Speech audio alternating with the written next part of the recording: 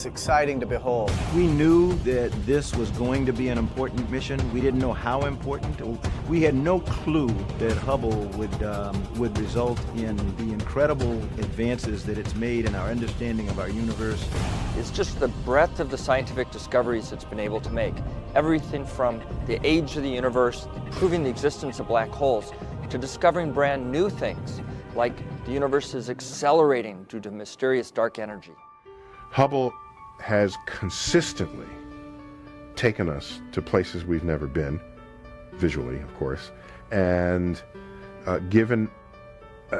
empowered us to answer questions that in a previous generation of telescopes we couldn't even pose. So I think what excites me is that it shows us the wonder of the universe, places we can't get to right now. From comets and asteroids to some of the most distant galaxies yet discovered, Hubble continues to revolutionize astronomy in our solar system and beyond. Hubble has changed the way we view our universe and ourselves. We're on a never-ending journey, and the Hubble Space Telescope celebrates its quarter century of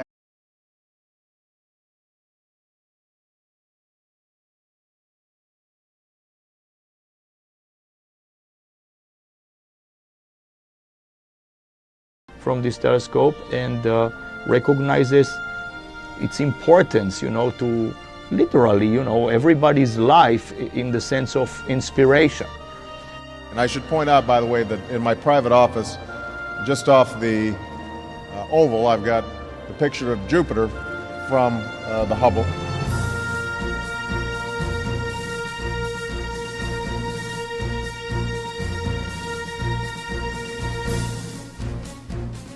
"20 years after launching on a space shuttle and opening its instruments to the farthest reaches of space, NASA's Hubble Space Telescope has become synonymous with exploration, discovery, and even a bit of luck. One of the things that Hubble has done is it really taught us something about our place in the universe and our role within it. We want to know, how did the universe start?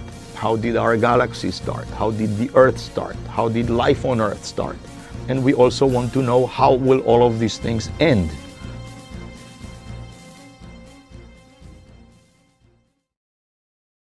When the telescope arrived, there was a lot of anticipation because there was so much extraordinary effort required at KSC in order to assure that the telescope was going to be able to maintain in the kind of environment that it had to be, and that meant a cleanliness standard that was extremely pristine, far beyond anything that we had ever launched before. With years of design and construction behind it, the Hubble was sealed inside Discovery for liftoff. The Hubble Space Telescope flew into the national consciousness on April 24, 1990, inside the payload bay of Space Shuttle Discovery. The launching of the telescope itself was a huge deal because the Hubble Space Telescope was long awaited, and it was supposed to be launched in the year that the Challenger accident happened. Hubble was different from land-based observatories because it would operate from a point hundreds of miles above the distorting effects of Earth's atmosphere. Though its 94.5-inch mirror is small compared to those built on the ground, the telescope is huge by spacecraft standards. At more than 43 feet long, the telescope took up most of the shuttle's payload bay. But as large as Hubble was, it was sent up with a tiny flaw in its main mirror. It was an imperfection less than the width of a human hair, but it was enough to blur Hubble's images and leave the observatory's potential in doubt. To find out 2 months after launch that it was launched with a misshapen mirror was crushing to NASA. When the telescope had its spherical aberration and needed glasses, we had already built expectations to the point that they were expecting to see these kind of things right away, when in fact, even if the telescope had worked, where it's going to take astronomers a considerable amount of time to get some of that data and then to see what else Hubble was going to find that we didn't know about. The telescope was quite powerful even with the flaw, but NASA knew it would have to fix it. So engineers set out to build Hubble a set of contact lenses. So I think that was probably our biggest challenge, was to try to make people realize that these things were still going to happen. We just needed a little time to fix this problem. Being able to restore the Hubble Space Telescope's observational capabilities was incredibly important to the agency, and they put together a great plan to do it. Astronauts made 5 back-to-back spacewalks during the repair mission, a first. They spent more than 35 hours working on the telescope in the payload bay. The Hubble repair had effects reaching beyond the telescope's health as well. This mission wasn't just about restoring the Hubble Space Telescope. It was about whether NASA had the capability to go off and build the International Space Station. The problem was fixed to the extent that it never occurs to anybody to even think about it anymore, because the results are just so dramatic from the Hubble.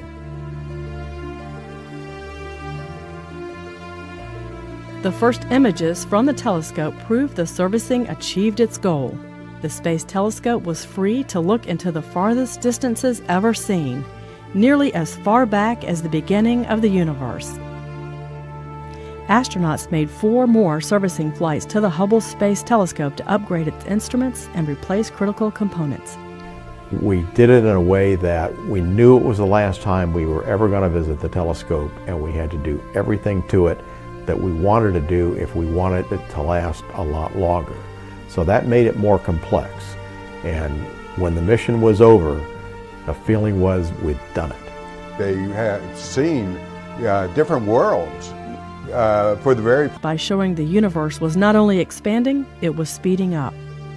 Imagine your amazement if, when I throw these keys up, you would suddenly see these keys accelerating towards the ceiling.